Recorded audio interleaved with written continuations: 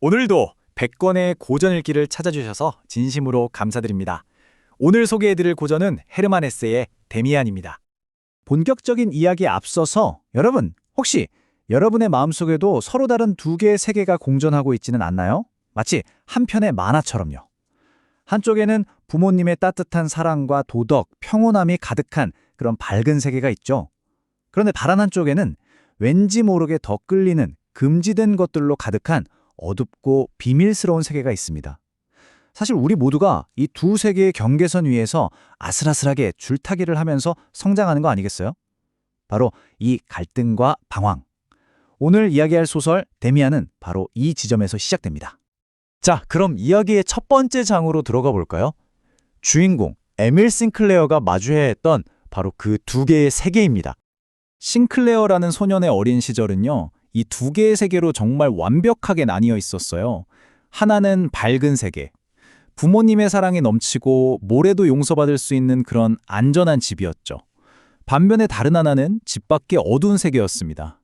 뭔가 죄를 짓는 것 같고 불안하고 골목길에서 들려오는 거친 이야기들, 하녀들의 수근거림 같은 것들이 바로 그 세계였죠. 어린 싱클레어는 이 빛과 그림자 같은 두 세계를 오가면서 엄청난 혼란을 겪게 됩니다. 분명 밝은 세계에 속해 있는데 이상하게도 자꾸만 저 어두운 세계에 마음이 끌리는 거죠.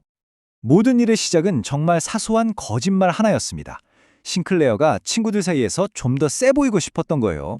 뭐랄까 어린아이 특유의 허세 같은 거 있잖아요. 그래서 자기가 동네 과수원에서 사과를 훔쳤다고 있지도 않은 이야기를 꾸며서 말해버립니다. 바로 이 작은 거짓말 하나가 그를 지켜주던 밝은 세계의 문을 쾅 닫아버리고 그를 어두운 세계의 한가운데로 던져넣는 계기가 될 줄은 꿈에도 몰랐겠죠? 그리고 그 어두운 세계에서 싱클레어는 자신의 거짓말이 만들어낸 일종의 악마, 프란츠 크로모를 만나게 됩니다. 크로모는 싱클레어의 거짓말을 약점 삼아서 계속 협박하고 돈을 뜯어내요. 근데 이 크로모는요, 단순히 못된 친구, 이런 수준이 아니었어요. 싱클레어 마음속에 있던 죄책감과 두려움이 현실 세계의 사람의 모습으로 나타난 바로 그런 존재였던 거죠. 크로모라는 덫에 걸린 싱클레어의 하루하루는 그야말로 지옥 같은 공포로 물들어버립니다. 바로 그 끝이 보이지 않는 절망 속에서 싱클레어의 인생, 아니 그의 세계 전체를 바꿔놓을 한 사람이 정말 운명처럼 나타납니다. 신비로운 안내자, 데미안이죠. 마치 만화 영화에서 주인공이 가장 위기에 처했을 때 등장하는 영웅처럼 그때 데미안이 나타났습니다. 새로 전학 온 데미안은 다른 아이들과는 뭔가 달랐어요. 나이를 알 수 없는 어른스러움과 사람을 끌어당기는 신비한 분위기를 가지고 있었죠. 싱클레어에게 데미안의 등장은 칠흑 같은 어둠 속에서 발견한 한 줄기 빛과도 같았고 또 혼란스러운 자기 내면을 들여다보는 거울과도 같았습니다.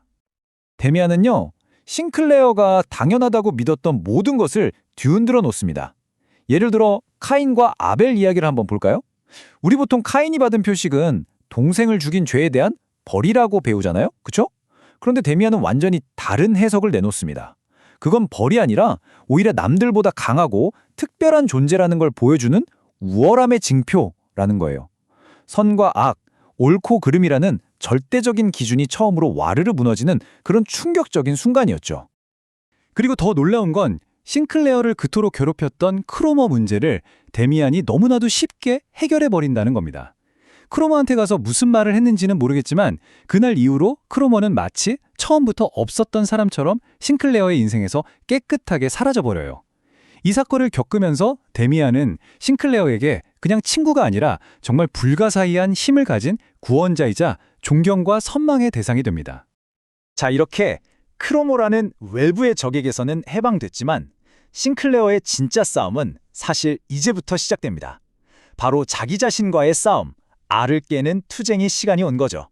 학교를 졸업하고 데미안과도 헤어지게 된 싱클레어는 다시 혼자가 되어서 아주 깊은 방황의 늪에 빠집니다. 술에 빠져 지내기도 하고 텅 빈 마음을 주체하지 못해서 힘들어하죠. 그러던 어느 날이었어요. 자기도 모르게 캔버스에 어떤 사람의 얼굴을 그리고 있는 자신을 발견해요. 근데 그 얼굴이 좀 이상해요. 반은 남자 같고 반은 여자 같고 자세히 보니 바로 데미안의 얼굴이었습니다. 그 순간 싱클레어는 딱 깨닫게 되죠. 아, 데미안은 더 이상 내 밖에 있는 친구가 아니구나. 이미 내 안의 일부가 되었구나 하고 말이죠. 싱클레어는 자신이 그린 그림을 데미안에게 보냅니다. 그리고 얼마 뒤 정말 기적처럼 답장이 와요. 쪽지 하나가 날아오는데 거기엔 바로 이 소설의 심장이라고 할 수 있는 수많은 청춘들의 가슴을 울렸던 그 유명한 문장이 적혀 있었습니다. 새는 알에서 나오기 위해 투쟁한다. 알은 세계이다. 태어나려고 하는 자는 누구든 하나의 세계를 파괴하여야 한다. 이 비유 사실 우리 모두의 이야기 아닐까요? 자, 여기서 알이 뭘까요? 그건 바로 지금의 나를 둘러싸고 있는 편안하고 익숙한 세계, 부모님이나 사회가 만들어준 안전한 울타리를 말하는 겁니다. 새가 세상에 나오려면 이 단단한 알을 자기 힘으로 깨야만 하잖아요. 그 투쟁의 과정은 당연히 힘들고 고통스럽겠죠. 하지만 그렇게 낡은 세계를 파괴하는 아픔을 겪어야만 비로소 완전히 새로운 나로 탄생할 수 있다는 겁니다. 진짜 성장은 편안함이 아니라 용기 있는 파괴에서 시작된다는 아주 깊은 뜻이 담겨 있는 거죠. 데미안의 쪽지에는 그 새가 날아가야 할 목적지도 나와요. 바로 아브락사스라는 신입니다. 이 아브락사스는 우리가 흔히 생각하는 착하게만 한 신이 아니에요. 선과 악, 빛과 어둠, 신성한 것과 악마적인 것을 전부 다 품고 있는 신이죠. 이게 무슨 뜻이겠어요?